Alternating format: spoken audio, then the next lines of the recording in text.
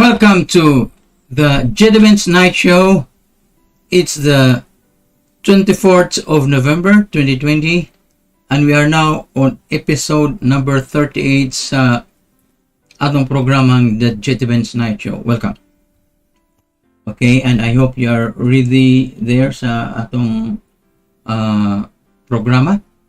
Please comment. Please subscribe to both Facebook and YouTube, and click like, click share, thumbs up, whatever, so that we'll have a more exciting time together.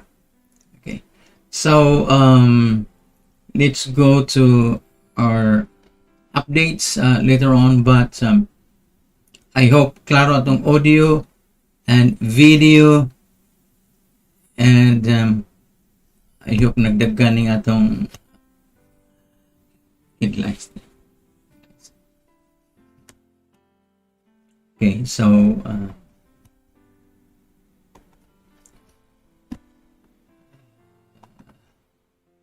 let's go. Itong international headlines, mga kaigsunan. Ang Biden transition is formally beginning because surprisingly, unthinkably, ang pagkadaog ni Biden nag-agad sa usa ka minor official nga head sa General Services, GSA. And the GSA letter stating that transition can formally begin. Well, isn't it that Congress will determine who's the final winner? Dili din nga na day. Okay. And Biden has already formed his cabinet. Okay.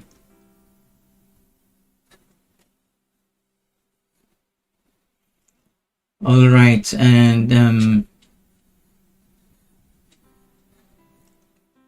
kuya sa mga headlines aban.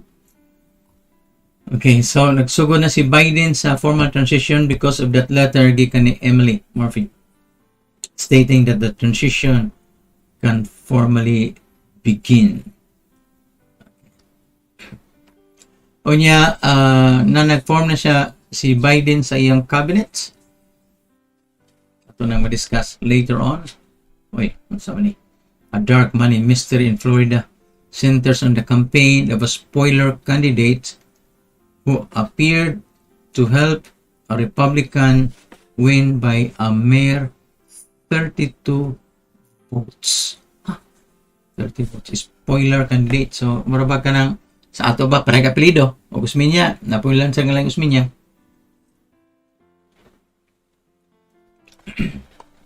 Nari pa ningon dito. Usa ka helicopter crew nakadiscover og usa ka mysterious metal monolith deep in the desert. Ang Qantas boss nagingon nga passengers will need to be vaccinated for international flights. Si Elon Musk is now tied with Bill Gates, the world's second richest man. Og ang San Francisco officer now is charged with on-duty homicide. So, sa ka San Francisco officer, on-duty homicide. So, siya nag-duty.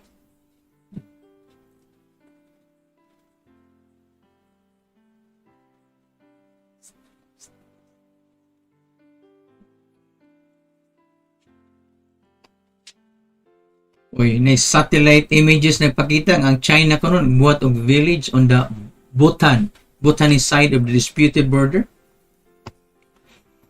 Analysis of CCTV footage from the Likhe toll gate raises new questions about the shooting. Oh, Pope Francis refers to China's Uyghurs as persecuted for the first time. Ang kining Uyghurs, di ni Katolik ha. Muslim sa sila. Pero ning laban nila ang si Pope Francis. Okay, asa naman ka? Here. All right. Let's update. Refresh the page. Okay.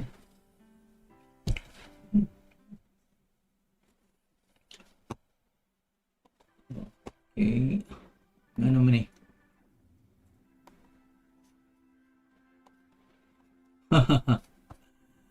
O din ako kuan ha. Sorry ha, wala ako ma-update ang something kining magkakuan ta ba.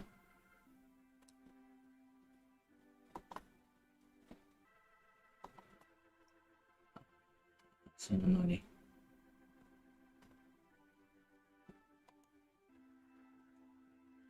Chat.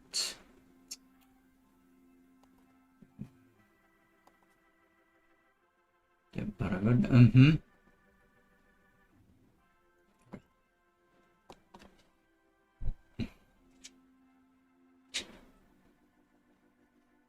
So, wala na ako din ma-update ang yan. Wala ko ma-update so now. Okay. So,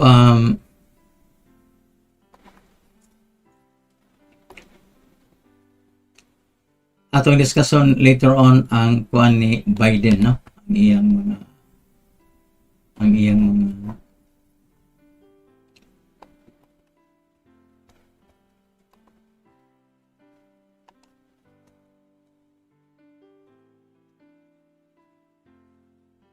okay, og ngari sa updates sa atong fight against the global pandemic, the SARS-CoV-2 virus causing the COVID-19 disease. Alright, so na to ni. I hope okay ka. Let's see. Wala gapon. So, okay,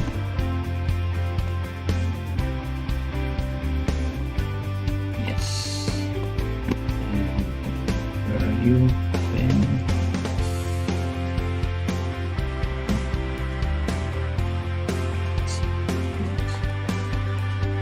where is the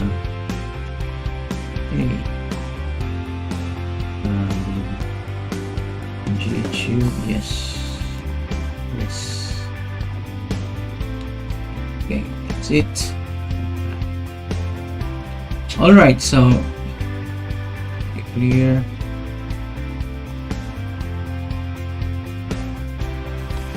Para kita magkaisunan sa global cases, if you can see, I've encircled it there. O sa luyon ako. Mag-encircle. Yes. Gawas ng-encircle. Ato pagid siyang i-highlight with an arrow. To draw your attention to these figures here. Okay, kanya. Okay ba? Ni clear ba? Wag mong palit sa figures. Okay, worldwide. The cases worldwide.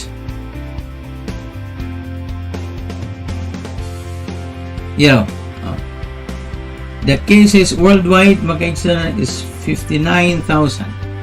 No, 59,000. 59 million.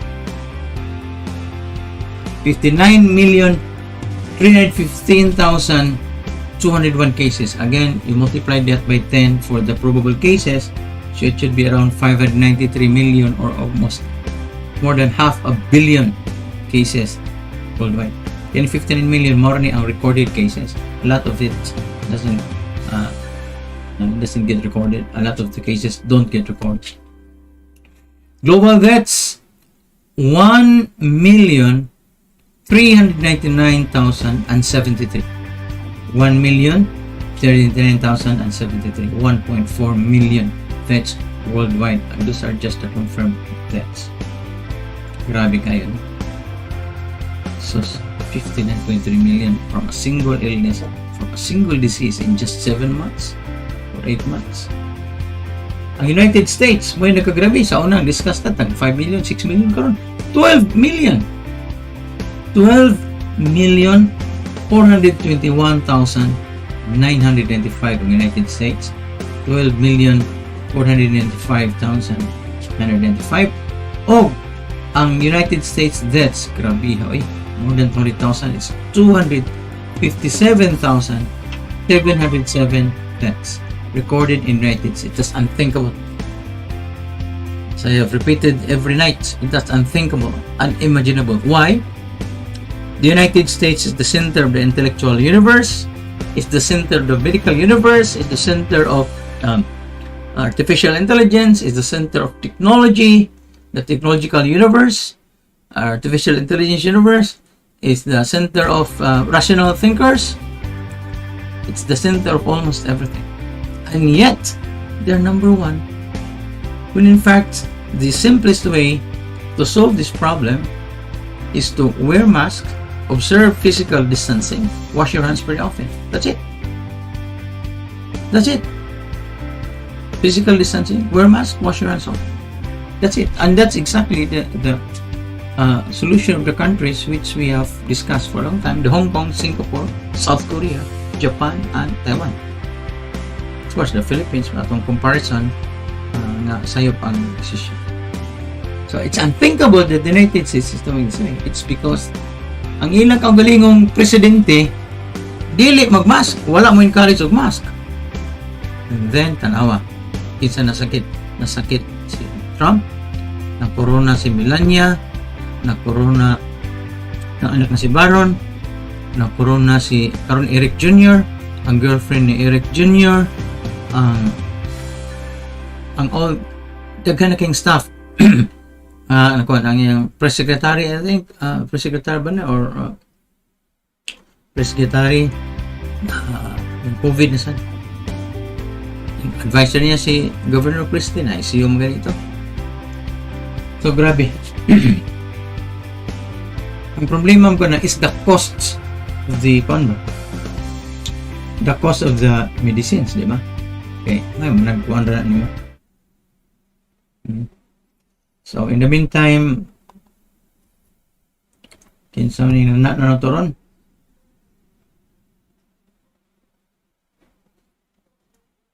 Oni Alvaracin watching from Argao, Irene Vilvar, Joe Black, Henry Banquerigo, Vicente Lepiten from the Winfield Subdivision Consolacion, Engineer Hilario Escudero, Patrick Manloloyo, watching from Purok Panagiusa sa Maslog, Tabugon, Cebu.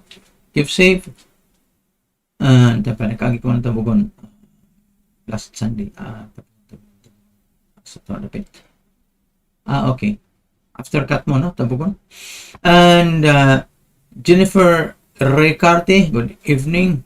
Nathaniel Baguio, Eric Cinco, naminaw sa Yati Liluan ug si Ed Bordas naminaw to. So again, you go to YouTube, subscribe to YouTube, subscribe to all notifications, not personalized but all notifications, and then share, click on the thumbs up, post a comment sa YouTube, do the same at Facebook. Okay. Right, so salamat sa iyong pag-iuban ka na ko. Let's go back to natuta sa world time. Yes, manay oras karon magkaisa around the world. That's the New York time, Los Angeles time, London time, and Tokyo time. That is, those are moving clocks. Ato nang eksperimentohan ang mga technologies, no? Then I would like to go to main. Okay. Right, so that's the United States, and then of course that's the Philippines.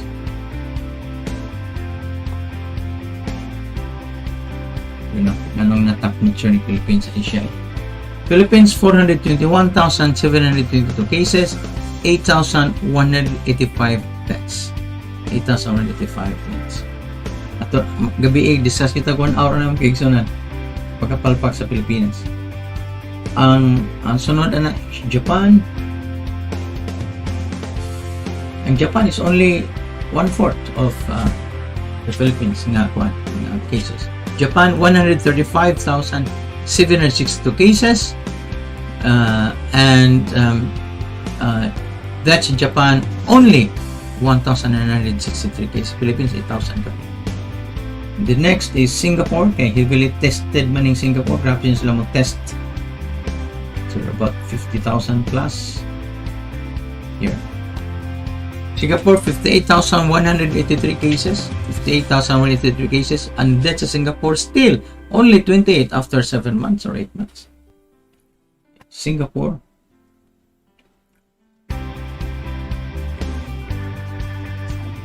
And then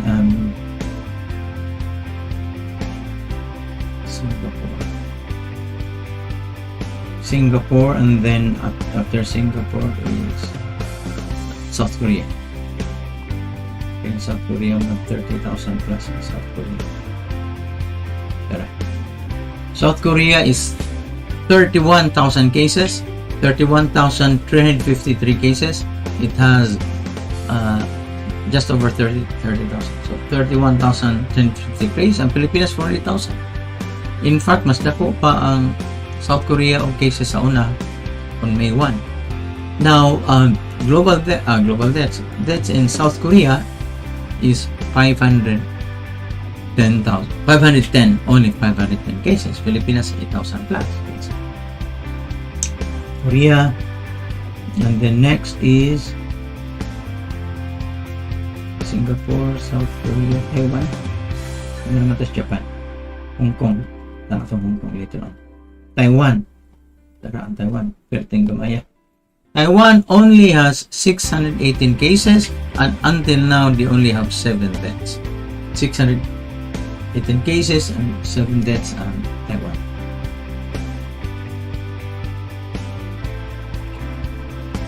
And of course, sa Hong Kong, pangitaw na itong Hong Kong.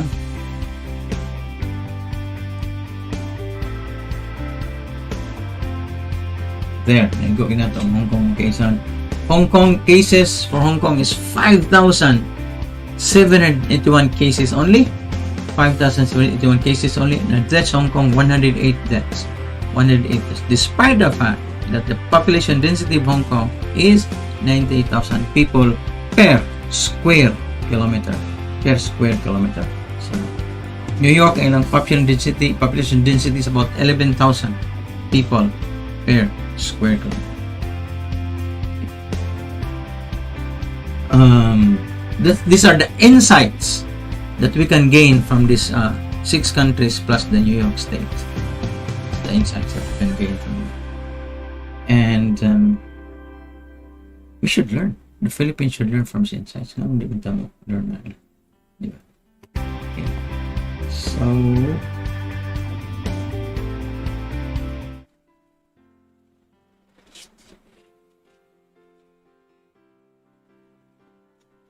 ngata sa New York karon magkaisa is 8:31. in the morning. Og sa Los Angeles, it's now 5:31 in the morning. Okay, I think ang gap between Los Angeles and New York is about 3 hours. O nga, 3 hours. O London, it's 1:31 p.m.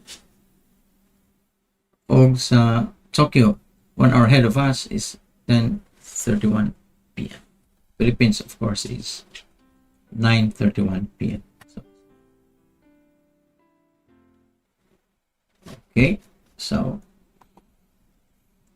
si Rosfi, unsa mo oras sa si Rosfi? So you're 3 hours ahead ba or 4 hours ahead ang New South Wales? 4 hours ahead mo, no? So it's now 4 launa nila ninyo 12:30. Rosfi Pielago Cruz sa kanila Rosfi. Okay.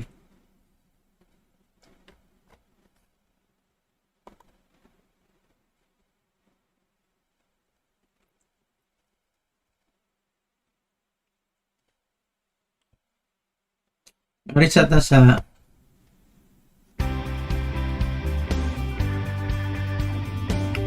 clear the screen. Narisat na sa ito na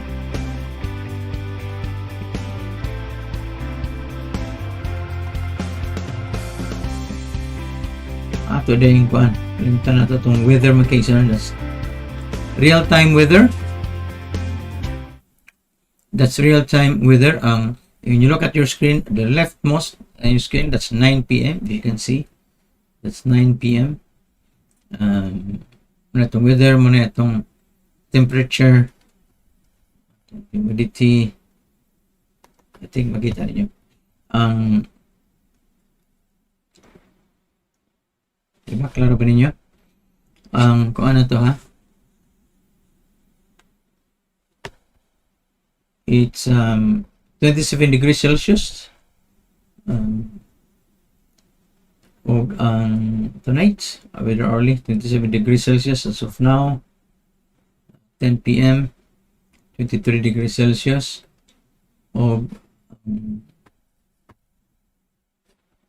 Karong 11, it would also be 27 degrees Celsius, but it feels like 30 degrees Celsius. This current forecast makaisanan gikan sa pag-asa. Okay. So if you can take a look, no? So ug mas buntag saka ang temperature, nag-wave na siya.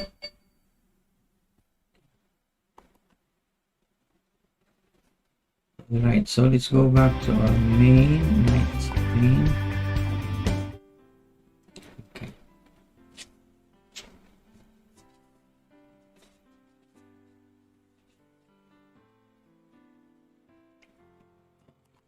Lines.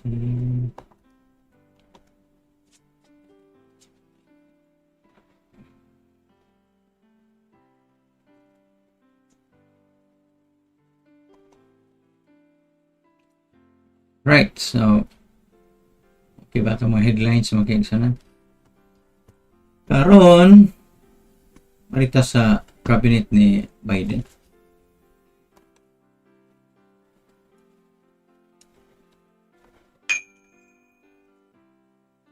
Of course, ang Vice President ni Biden si Kamala Harris, ang Secretary of State, that's ang kanang Secretary of State, that's the most important cabinet position sa United States, the most important of all the cabinet positions. Secretary of State, out of that, that's the Department of Foreign Affairs. Si Anthony Blinken. Okay.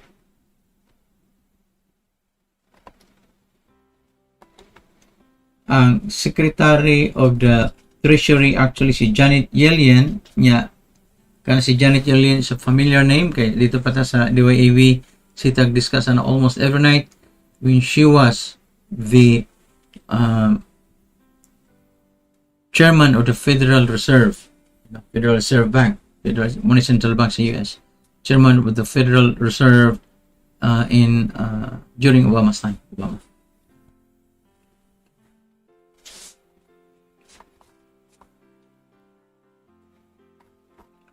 So, mga ano nila, mga updates nila sa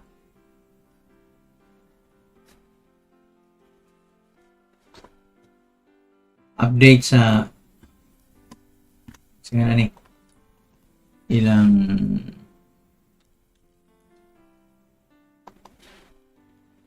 cabinet positions.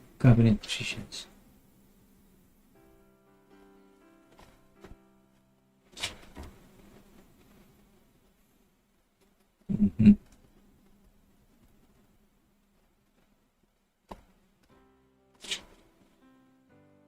Ilang mga cabinet positions so far, no?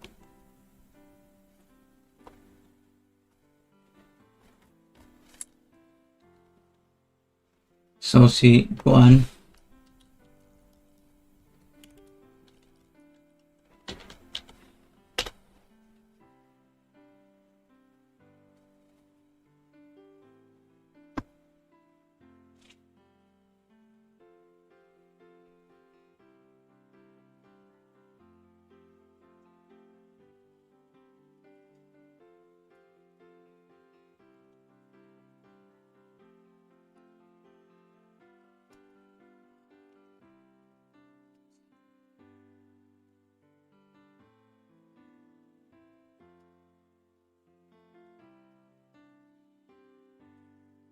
ang head sa Homeland Security si Alejandro Mayorkas, Chief of Staff niya si Ron Klein, Director of National Intelligence, the first woman I think to have this position, si Avril Hines, National Security Advisor si Jake Sullivan, UN Ambassador to the United Nations Linda Thomas Greenfield, o ang latest niya gi-announce is Secretary of Treasury nga si Janet Yellen.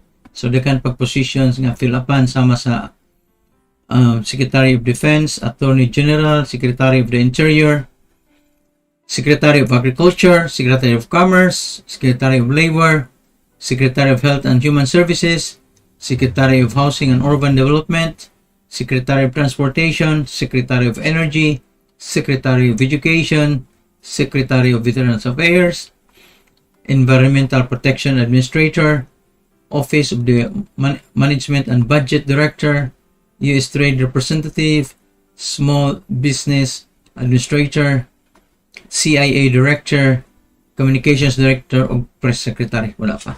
By the way, kabantay mo, kabantay mo, walay Department of Tourism in the United States. Walay Secretary of Department of Tourism. Every country as a cabinet secretary level Department of Tourism. Wala. In fact, mo-apply kag tourist visa sa US, ikaw ba balibaran? This is a country that turns away. This is a country that turns away. Hindi ganing nasura, no? This is a country that turns away tourists. Ito, apply kag tourist, hindi ka kung ano nila. Diba? So,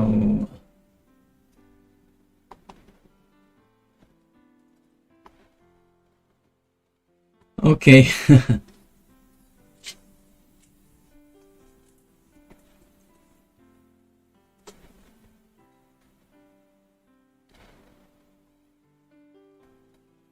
Ngay usa ko no nga gifloat nga idea nga Biden would intentionally pick someone who he knows is going to fail the confirmation process so Republicans can feel as though they have accomplished something, a move on letting all of his other cabinets go through.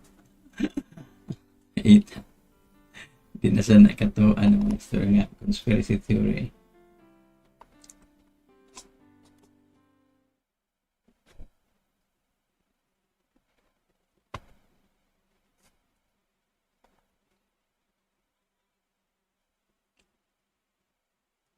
Three hours ahead ang Australia, matud pa ni Rosfe, 12:30 AM sila karon, og si Nida Ramos, it's 2:33 PM here, loud and clear, so it's 2 PM pa.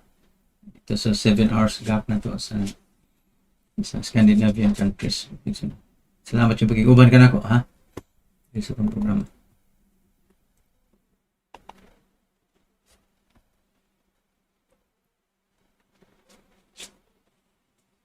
Now, daghan na mga Republican senators are backing the transition as the GSA recognizes Biden win, pero si Trump, nag-tweet na gyapon si Trump nga they will continue their struggle or their fight.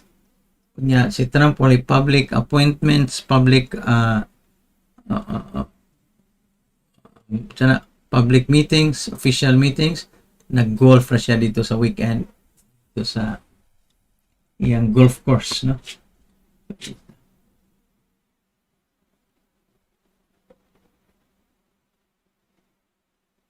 Ang Michigan's State Board finally certifies Biden's win. Nahitabo na in the last karon pa gina nahitabo a few hours ago. The Michigan State Board of Canvassers voted Monday nila, Tuesday na to certify the state's election results, formally granting President-elect Joe Biden the state's 16 electoral votes and all but erasing any pathway for President Donald Trump to overturn the election results through legal challenges that have been dismissed in case states. Luoy kay bakang ang naluoyan ako ha. Rudy Giuliani.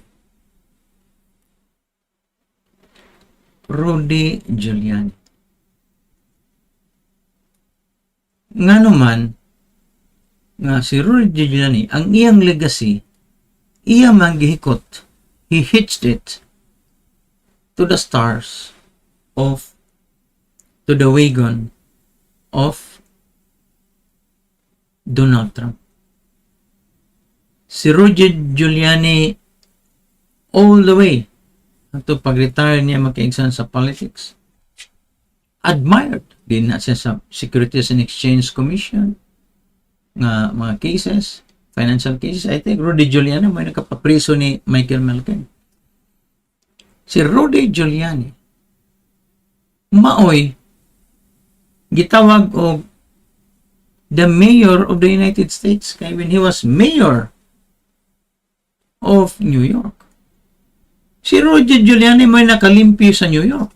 Ito yung gitawag og broken window policy. Admired. Grabe ang iyang integrity. So, karon ay pagkauban niya ni Trump, kuha naman siya sa Ukraine.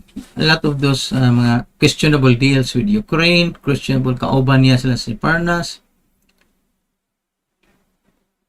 Ang karon sa election, Rudy Giuliani is wasting his lifetime legacy by trying to be a lawyer for Donald Trump, whose goals are not really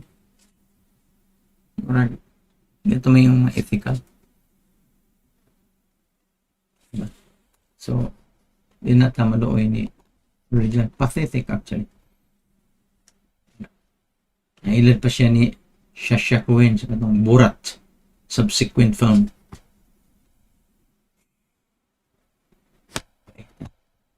Rudy Giuliani.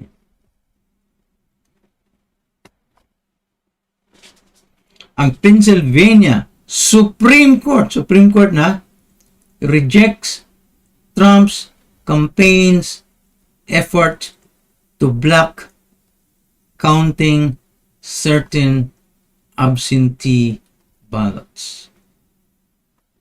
Ayan na siya. Paita.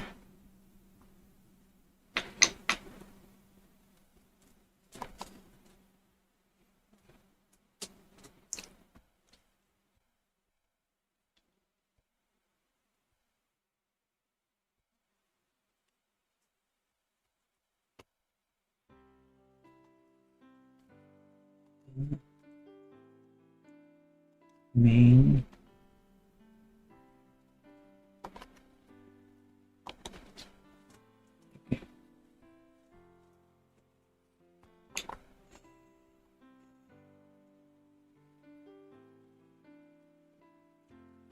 ang White House Chief of Staff notifies West Wing staff of formal transition. Ang White House Chief of Staff ni Trump. After weeks of delay, Chief of Staff Mark Meadows notified West Wing staff in an email kagahapon sa ato. Monday nila, karon ato Monday. Tuesday nato. That the transition process to the Biden administration was formally underway, making it clear the staff should not speak with the Biden team unless authorized by the administration. Meadows cited the Presidential Transition Act of 1963 and noted that the executive office of the president must adhere to communications guidelines and records guidelines. Si Meadows said he had appointed liaisons in each office to be the point of contact and said that person should deal with the incoming team. Unless specifically authorized, EOP personnel are not permitted to speak directly with a member of the Biden transition team or the Federal Transition Coordinator. Keep it up, matod pa ni Meadows. Okay.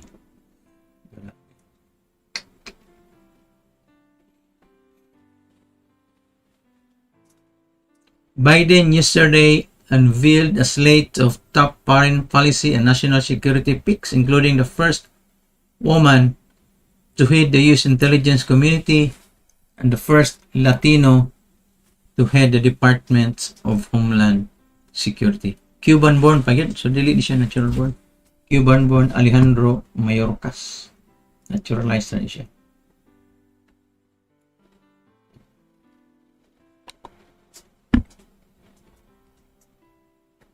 So, first woman nga head sa director, mga director sa National Intelligence. Grabe yan, no? Dugaya naka-transfer of power si Pani. Si Trump, actual karon mo, paghihapon siya mo concede. Hindi siya mo concede. Ang problema ni Trump, ano yung problema ni Trump? Trump could go to jail within the next few years, within 2 to 3 years. Why? Ang iyang mga baho ng gawas na. Si Michael Cohen, sa iyang testimony before Congress, US Congress, personal attorney ni siya ni Donald Trump, insulting nga si Trump, inflated assets for purposes of ranking sa Forbes magazine, and then deflated the value of his assets for purposes of real estate taxation, and another set of financials for borrowing money from the bank. So, question number 1, napabay bangko karon nga mogpautang ngadto ni Trump? Napabay bangko nga magpautang sa Trump family? After knowing nga si Trump wala gani-bayad og income tax in 7 or 8 years of the last 10 years, kaduha siya mabayad og taxes, pero income taxes. Nangayo pa siya refund. Number 2, fraud.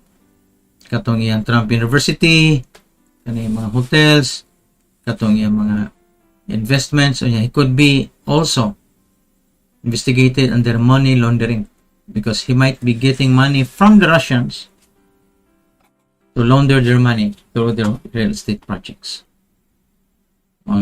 Di siya mo sa Russia. Kaya Russia had the goods of him. Mo na siya ito. So, fraud, income tax irregularities,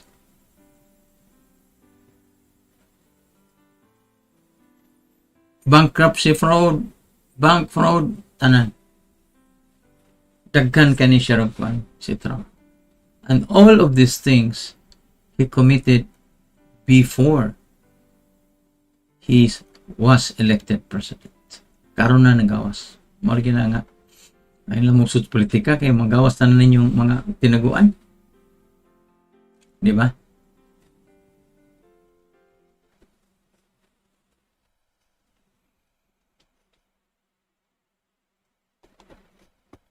Si John Kerry kuno is the new special envoy for climate. A role that will sit on the National Security Council. Okay, si John Kerry, former Senator John Kerry.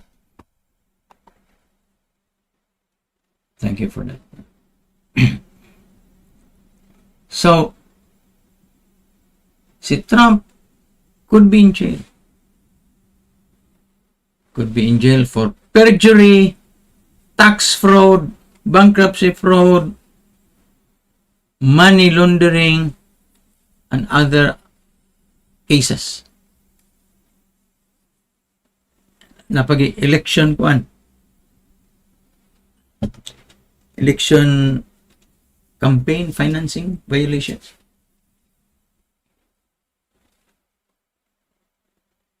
So,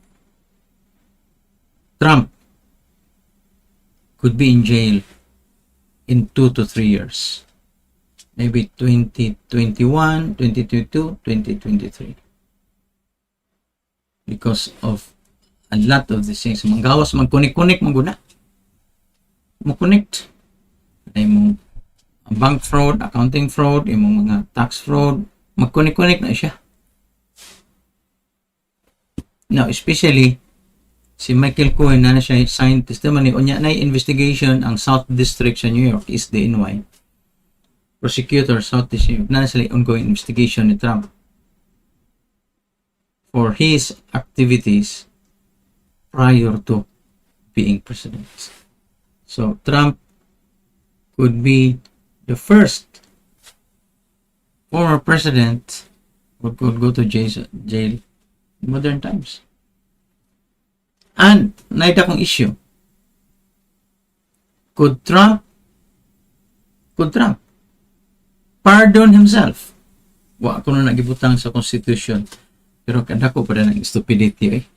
I mean, if you ask me, I am not an American lawyer. US Constitution. Even me, I can answer that question. You cannot pardon yourself. Because if you pardon yourself, then you will be above the law. You can commit any crime. It will be against the separation of powers.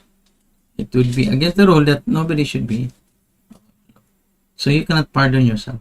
Pardon is for somebody else, not for yourself. You cannot pardon yourself. There's no such thing as pardoning yourself. May manag nangumpisal ka. Sa iluway mo kagalingon. The concept of pardon is somebody has the power to give pardon to another person who has committed a crime. Sa ato, mas stricto pa ng Pilipinas. That's why I said that the Philippine Constitution, one of the newest constitutions in the world, is just about 30 years old na siya. Is one of the actually tawag tag perfect constitutions. Kay dito sa ila, kisa may mo certify nga nakadaog na sa Biden. Ang General Securities, ang mura man nag-building administrator. Siya mo declare og angay ng imbahatan ni Biden. No, Congress, sa ato, ang Congress may mo declare sa President o Vice President. Ano ba siya? Di ba? Ano ba siya dito sa Congress itself? Now, remember, Congress is composed of two bodies, the Senate and the House of Representatives. So, minggo itang Congress, pasabutan na, dili, Kongreso. Pasabutan ng Congress, both, it refers to the body as a whole, the legislature as a whole, which is divided into two houses. House of Representatives and the Senate. So, Congress equals Senate plus HOR. So, S plus HOR equals C. Congress. Para di mo maglibog. Buwatan tayo ng algebra. C equals S plus HOR. So, Congress alone is that, the term Kongreso alone, wala mag-refer sa Congress. It refers to the House of Representatives. Kalibog, no? Former national security officials call for an orderly transition.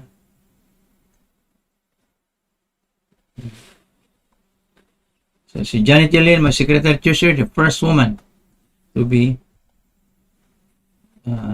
Treasury Secretary.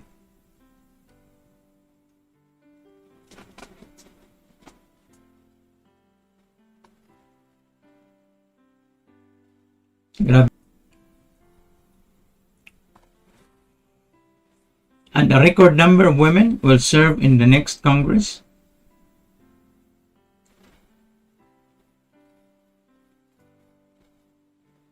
Si Jared o si Ivanka Trump, mabalik na sila sa Manhattan social scene, pero more di na sila accepted sa maong society. Ganang nakagusto nila. Ivanka Trump o si Jared Kushner, ilang mga anak, withdrawn from school after administrators raised concerns about adherence to COVID precautions. Unya, si Trump, iyan na pong ipa-recount ang nahuman na nga recount sa Georgia. No,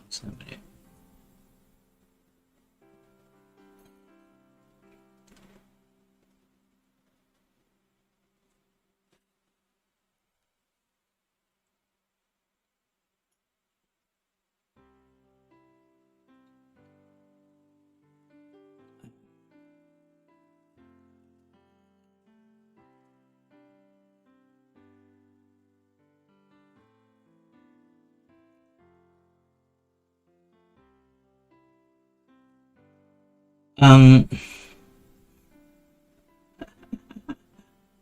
it's terrible situation ko no. Katalaging GSA administrator sa before today. Kaya karon gin-announce naman siya nga kuan.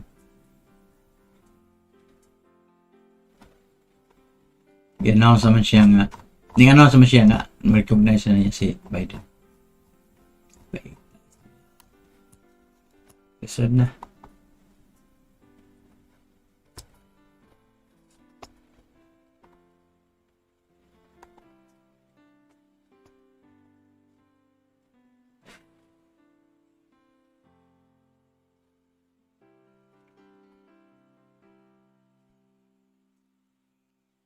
Sa Florida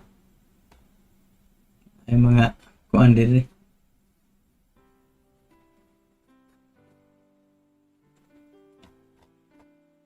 nga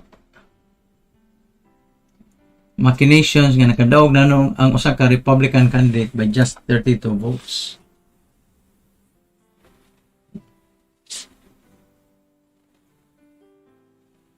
Taas-taas na istorya, di lang ito discussion ron.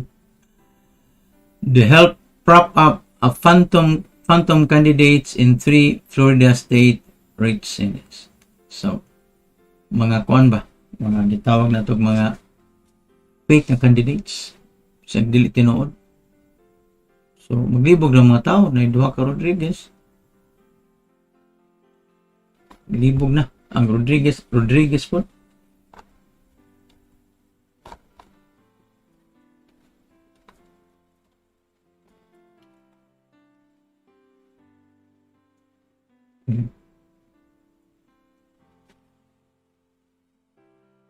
Na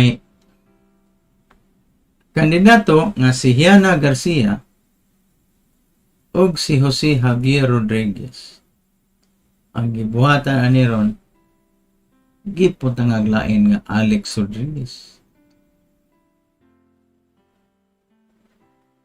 pagka senator niya, state senator na Ana Maria Rodriguez.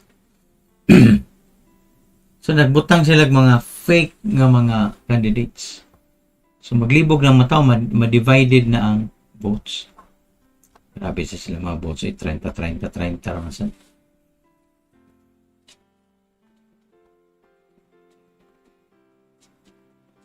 Jose Javier Rodriguez the incumbent state senator lost by 32 votes, was called for approve into the candidacy of Alex Rodriguez. Cebu siguro naging binto ani taga Pilipinas siguro naging binto ani ilang kuan. Kandidato pareha apelyido. Democracy requires transparency, and in order to achieve that, I believe this election warrants a full investigation.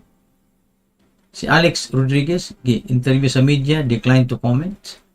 Ang iyang abogado also declined to comment. So, maragi, tagaan nila o kuan ba?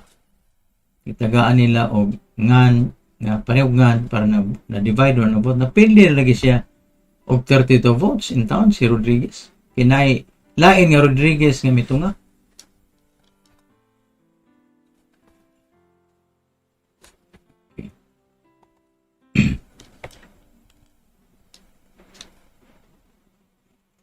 Uy, oras naman di ay.